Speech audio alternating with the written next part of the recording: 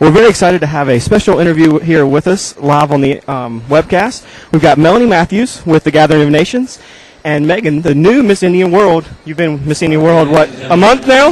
Yep. So we appreciate the two of you coming on today. Sure. I'm glad to be here. Thank you so much. All right, well, we'll start with you, Melanie. You want to tell us about kind of how things went this year with Miss Indian World and about your new, Well, we had a great Miss Indian World pageant. We had 22 contestants from the United States, Canada, and they all just were so exciting. They all brought something new and different. And for the first time ever, we have a young woman from the Creek tribe as Miss Indian World in Alabama, of all places, too. That's so right. we're really excited, and I'm sure a lot of people are going to get to know more about her tribe. So that's pretty much what we're doing here is, the exposure for her to come out, people to meet her and say hello, because a lot of people have said, oh, we saw you during the pageant, but we didn't get to say congratulations. So this is kind of one of the first places she's come to. Yeah, I was excited to see somebody from my area. I'm from South Carolina, so it's good to have somebody from the South. So tell me, how's your first month been? It's been it's been normal. It's like I got back on a Monday from the Gathering of Nations powwow, and then on Tuesday I was back at work filling prescriptions. I'm a pharmacy technician. So for a while there, it was like nothing had even changed. And so this is my first big event that I've done so far. I've done some press conferences and several interviews, but this is the first big event that I've done so far. Well, for everybody that hasn't gotten the chance to meet you, you want to tell us a little bit about yourself? Sure. I'm from the Porch Creek Indians in Atmore, Alabama. My name is Megan Young. I'm a 21-year-old student. I'm going to be going to Troy in the fall to pursue a degree in human resource management. Oh, that's good. All right. Well, let's see. Are there? First, let me check this. If there's any questions out there for Miss Indian World or Melanie, please let us know, and we'll try to get those off the chat. We've got 100 or so people out there watching right now, a couple hundred people. All right. Well, Melanie will tell us where will she be doing this year? Where all can we see her? Well, she's going to be traveling, nonstop pretty much after June. Right. The end of this month is her cruise, so she'll be in the Bahamas for a short period of time. It'd be kind of fun to have a webcast, watching her out there on the ocean somewhere. I'm willing to go. And so after that, she'll be heading to Washington, D.C. for the National Powwow, so I know you guys will be there as well.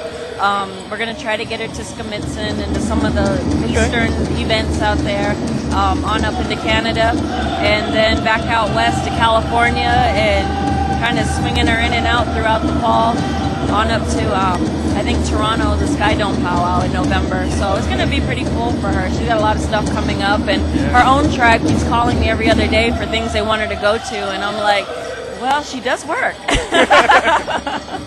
Yeah, how's it been so far managing the schedule? You doing okay with that? So far, it's been okay, but things haven't gotten hectic yet either. So I anticipate that I'll have to do a few changes schedule-wise, and I'm planning on taking the online classes because I don't foresee, being able to miss class and still be able to struggle through class and make it. So I'm doing online classes and just trying to really plan ahead somewhat. So. On our podcast last week, we interviewed Bushy Braids Anna Old Elk, who was second runner-up, and she talked about how much fun and how much she enjoyed getting to know all the people, and how quickly you all became friends. What was the whole process like for you? You really had to learn to depend on each other because, in my case, coming all the way from Alabama, we drove, we didn't fly.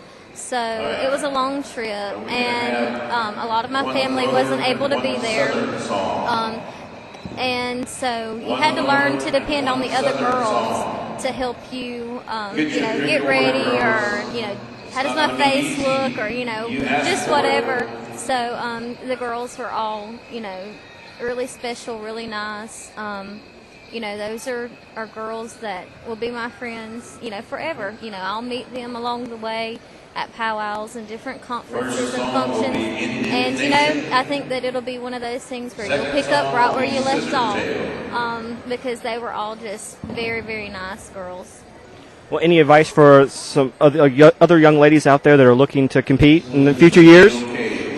You should definitely definitely compete in the Miss Indian World pageant because it was a dream that I had since I was 16 years old. I never expected to win, but it was something that I really wanted to do. And whenever I met that opportunity and was able to do it, I went with it full force, and I just gave it my best shot. And I didn't go into it expecting to win. I went into it for the experience. And I think that if girls out there that are wanting to compete will go into the competition or any competition with that type of attitude, it won't matter whether you win or lose, you'll still be a winner because you came back with all of those experiences that no one will ever be able to take away from you. All right. Well, as you travel, what is some of the things that you're wanting to kind of share with people about your tribe or your culture, or some of the issues that are important to you?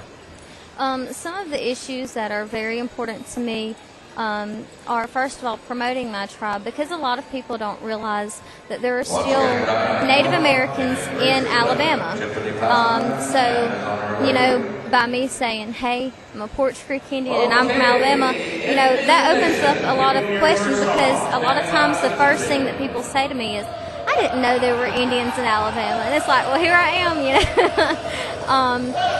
But aside from that, some things that I really want to promote is education, both culturally and, college-wise. Always strive to learn more because you'll know no limits if you continue to better yourself and educate yourself, but especially about cultural ways and learning about your history, whether you're Native American or not, because that gives you a basis for who you are. So, I definitely encourage everyone to pursue their dreams and pursue their education, whether it be pursuing a degree or just learning more about where you come from. All right, great. Well, we appreciate the two of you coming on, and I'm sure we're going to see you down the road. We'll be at Skamiskin and Morongo if you make it out to California. So